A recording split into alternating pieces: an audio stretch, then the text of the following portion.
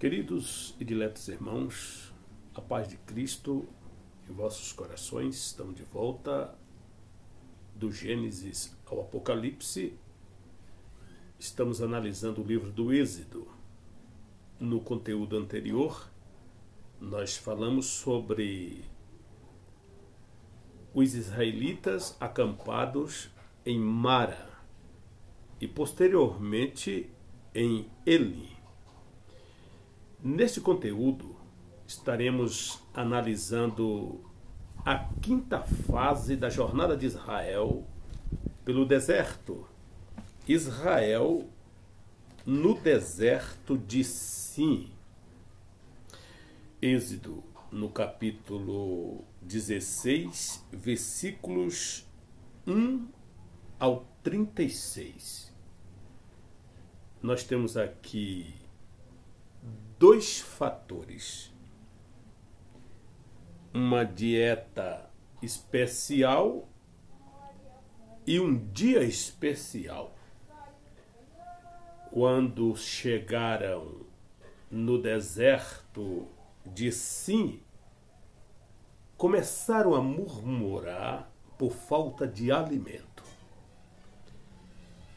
Desejaram até retornar ao Egito, lembrando das panelas de carne, dos legumes que comiam ali, desprezando assim a proposta de Deus para Canaã, dado ao nível de murmuração que começou a acontecer entre o vulgo no meio de Israel.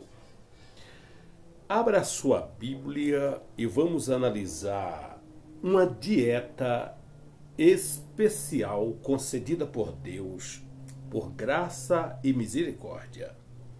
A despeito da murmuração constante dos israelitas, Deus envia codornizes para servirem de alimento pela manhã e provê um suprimento diário de pão chamado maná, pão do céu, para este povo. Nos versículos 23 ao 30, Deus estabelece um dia especial que deveria ser cumprido à risca por este povo também. Versículos 1 em diante diz o seguinte: toda a comunidade de Israel partiu de Elim e chegou ao deserto de Sim, que fica entre Elim e o Sinai. Foi no 15º dia do segundo mês, depois que saíram do Egito. No deserto, toda a comunidade de Israel reclamou a Moisés e Arão, dizendo-lhes, os israelitas: quem dera a mão do Senhor nos tivesse matado no Egito. Olha isso, ingratos. Lá nos sentávamos ao redor das panelas de carne e comíamos pão à vontade. Mas vocês nos trouxeram a este deserto para fazer morrer de fome toda esta multidão. Disse, porém, o Senhor a Moisés: eu lhes farei chover pão do céu. O povo sairá e recolherá diariamente a porção necessária para aquele dia. Com isso os porei à prova para ver se seguem ou não as minhas instruções. No sexto dia trarão para ser preparado o dobro do que recolhe nos outros dias. Então Deus estabelece o maná. E assim Moisés e Arão disseram a todos os israelitas: ao entardecer, vocês saberão que foi o Senhor quem os tirou do Egito, e amanhã cedo verão a glória do Senhor, porque o Senhor ouviu a queixa de vocês contra ele. Quem somos nós para que vocês reclamem contra nós? Toda murmuração ofende a Deus. É murmurar contra Deus, porque Moisés estava ali representando Deus. Disse ainda Moisés: O Senhor lhes dará carne para comer ao entardecer e pão à vontade pela manhã, porque ele ouviu as suas queixas contra ele. Quem somos nós? Vocês não estão reclamando de nós, mas do Senhor. E disse Moisés a Arão, diga, enfim, aqui começa a preparação para que recolha o maná na quantidade certa para cada família. Leia o capítulo 16 por inteiro, que você vai compreender o que Deus faz. E no verso 13, no final da tarde, apareceram codornizes que cobriram o lugar onde estavam acampados. Ao amanhecer havia uma camada de orvalho ao redor do acampamento. Depois que o orvalho secou, flocos finos semelhantes à geada estavam sobre a superfície do deserto. E quando os israelitas viram aquilo, começaram a perguntar uns aos outros: que é isso? Pois não sabiam que se tratava. E disse-lhe Moisés: este é o pão que o Senhor lhes deu para comer. E assim ordenou o Senhor: cada chefe de família recolha quanto precisar, um jarro para cada pessoa de sua tenda. E os israelitas assim fizeram, como lhes fora dito. Alguns recolheram mais, outros menos, e todos foram saciados. Deus proveu o maná para que eles deixassem de murmurar. Moisés fizera uma dupla promessa aos israelitas em nome de Deus. À tarde eles iam ter carne para comer e pela manhã pão a fartar, segundo o texto. Mas antes que eles recebessem esses presentes, era preciso que se fizesse menção da conduta deles para com os dois irmãos cuja autoridade tinha questionado por causa dos acontecimentos da manhã. Eles estavam murmurando contra Deus e não contra Moisés. Daí a manifestação da glória divina na nuvem, segundo o verso 10. Enquanto Arão falava a toda a comunidade, todos olharam em direção ao deserto e a glória do Senhor apareceu na nuvem, o Deus a quem eles estavam murmurando. Depois disso, um enorme bando de codornizes, uma ave de arrepiação, que muitas vezes sobrevoava o Mar Vermelho nesse ponto, caiu nos arredores do acampamento hebreu e ali ficou. E como as aves estavam cansadas, facilmente foram caçadas à mão, de tamanha quantidade de aves para matar a fome de murmuradores. Como são admiráveis as palavras!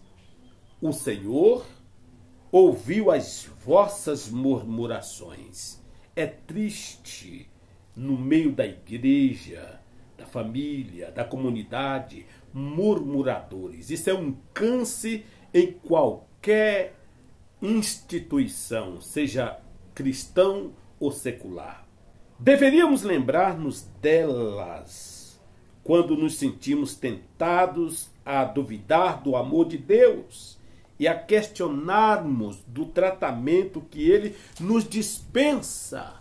Porque Deus, quando Ele promete, quando Ele está no meio, não há necessidade. Que os fiéis servos de Deus se reanimem, Ele os desagravará e os abençoará. Meus queridos, o maná que Deus mandou foi um tipo de Cristo. João capítulo 6, versículo 31 ao 34, o Senhor Jesus Cristo diz a seguinte expressão: os nossos antepassados comeram o maná no deserto, como está escrito. Ele lhes deu a comer pão dos céus. Declarou-lhes Jesus: digo-lhes a verdade. Não foi Moisés quem lhes deu o pão do céu, mas é meu Pai quem lhes dá o verdadeiro pão do céu. Pois o pão de Deus é aquele que desceu do céu e dá vida ao mundo. Disseram-lhes eles: Senhor, dai-nos sempre desse pão. Então Jesus declarou: eu sou o pão da vida. Aquele que vem a mim nunca terá fome. Aquele que crê em mim nunca terá sede. Mas como eu lhes disse, vocês me viram, mas ainda não creram. Aqui está, portanto, o verdadeiro sentido do maná no deserto. Ele desceu do céu para colocar a vida de Deus ao alcance do homem, ao nosso alcance. Mas o fato de Deus ter feito uma provisão tão rica e abundante para nós, por si só, não basta. É preciso que nos apropriemos dela por meio da oração diária e da fé. Tomar posse desse banquete. Não só apenas participar desse banquete hoje e desprezar para sempre, mas tomar posse do pão da vida que nos dá vida na alma. O Senhor intitula-se o pão da vida aqui no texto de João. Não apenas para ensinar-nos o que ele é em si mesmo em relação à necessidade da nossa alma, mas para lembrar-nos que temos de apropriar-nos desse mantimento, intimamente tomá-lo como alimento, tornando-o parte de nós mesmos, sempre e constante. Somente assim ele pode comunicar poder e alegria ao nosso coração faminto e entristecido pelas lutas de cada dia. Não bastava que o maná, faiscando como pérola à luz do sol matutino, estivesse ao alcance dos israelitas. Eles tinham de ir colhê-lo. E assim é a vida de Cristo. Não basta apenas Cristo ser um alimento eterno à disposição. Você precisa ir buscá-lo, aceitá-lo, confessá-lo em sua vida. Caso contrário, você morre faminto ao lado de uma mesa farta. O orvalho não lembra apenas o Espírito Santo, mas a aurora. Não há hora melhor que de manhã bem cedo para termos comunhão com Jesus em horário matutino, a qualquer momento. Ele disse que o Pai é Espírito, importa que os adoradores o adoram em espírito e em verdade. E por mais que colhamos, nunca colheremos demais. Colhamos tudo o que pudermos, não irá sobrar nada.